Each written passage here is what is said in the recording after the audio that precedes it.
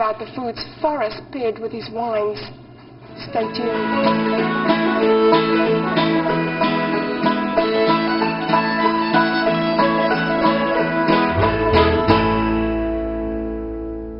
So tell us about the food you're going to prepare that's going to complement the wines.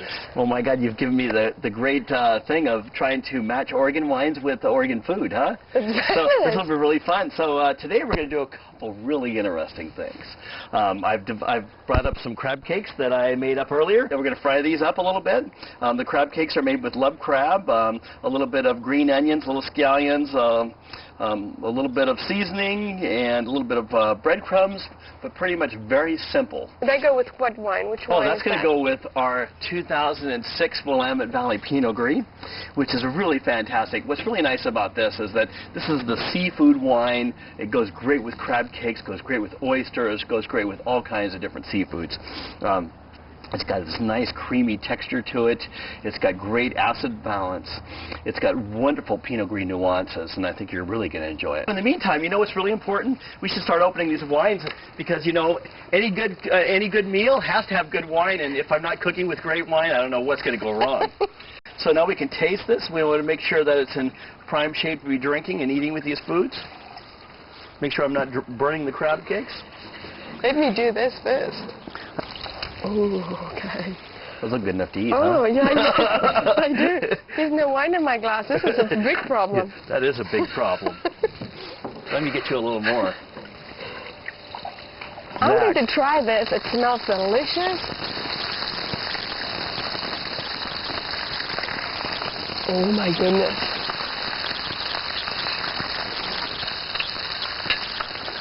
Mm-mm. So what do you think? You know so what you're doing. The question is the pairing, does the pairing work? Okay, let's do that. I did that first.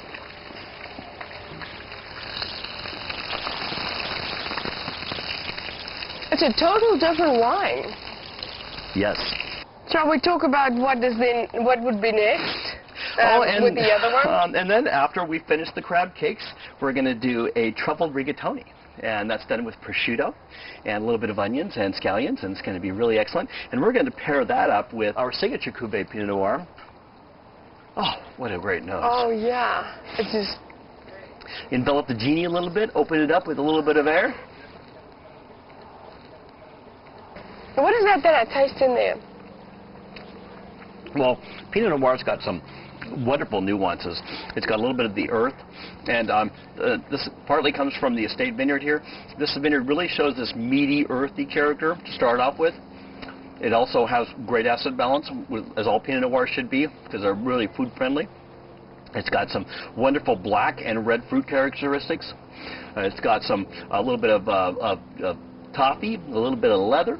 So here we are. We're going to do a truffled rigatoni.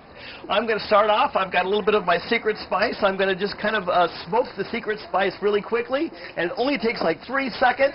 And then, smoked, we're going to throw some onions in there. This is a really quick little recipe. We're just going to leave it dry just for a second. Just kind of get those onions going in there. I'm going to add a little bit of scallion to that. The smallest amount, and again, just on a dry pan. And that's because you want to bring out the flavor, is that right? Mm-hmm.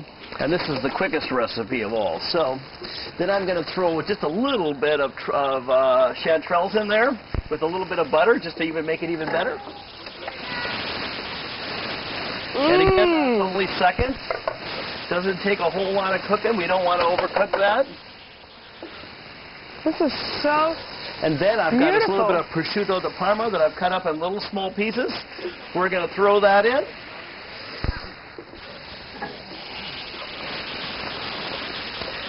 And we're just toasting this up just for a second.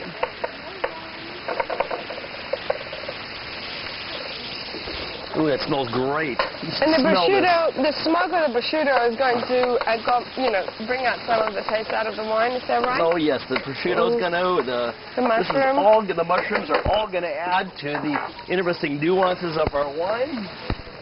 Then I'm going to throw about half of these truffles in. Okay. Oops, there goes the cork. About half of these truffles in right now, and I'm going to just finish off the other half in just a minute on top after it's done. And just give this like about Yeah. another minute or so. And it's pretty much ready. Ooh, just smell that. Oh, yeah. I mean, it just smells just absolutely terrific right goodness. there.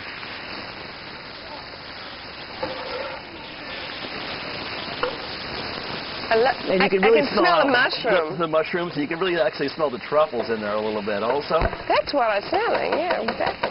And that's pretty much ready to go. That's our sauce. Oh, All right. one more thing. A little garlic.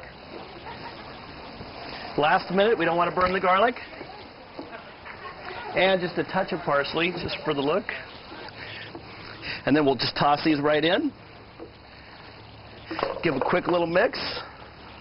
And there you have it. There you have it. Oh, my goodness, I can't wait. Oh. Okay, let's see what this is going to taste like. Pair up with the wine. Let's hope it worked, huh? I think you know what you're doing. Oh, my goodness.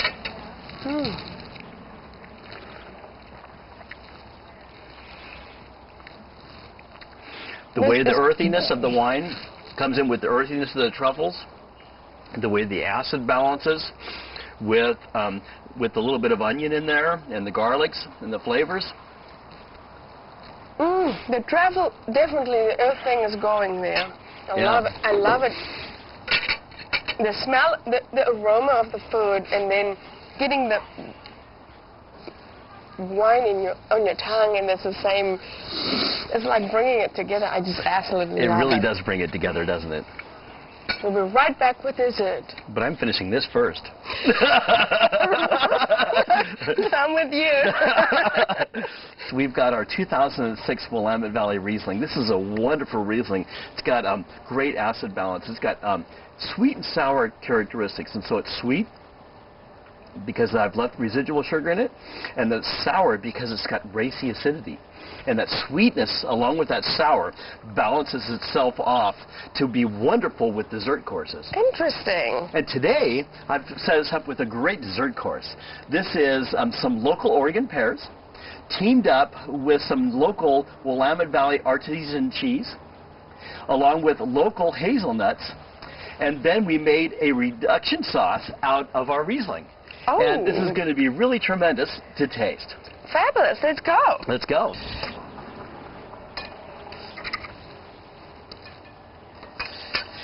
And so we just kind of threw these in the oven just for a second to kind of melt the Gorgonzola on there.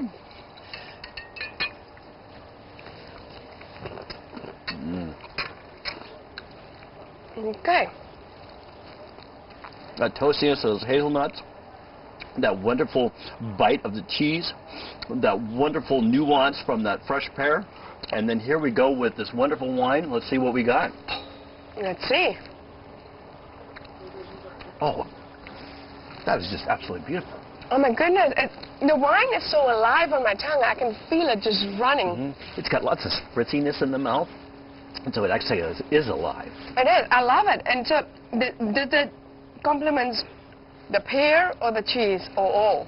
I think it's all, and the hazelnut actually brings it all together. That's what I did. I took a piece of hazelnut before I finished it off. It is beautiful.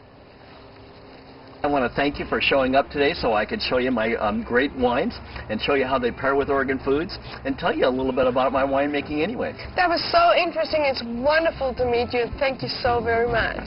Cheers to you. Cheers to us. My visit at Willamette Valley Vineyards is one I will not soon forget. I hope one day you get a chance to meet these fine folks. Until next time, remember, life is too short. Always drink good wine. For more information about Willamette Valley Vineyards, their destination, their wines, or recipes, check out our website www.thecorkscrewdiary.tv.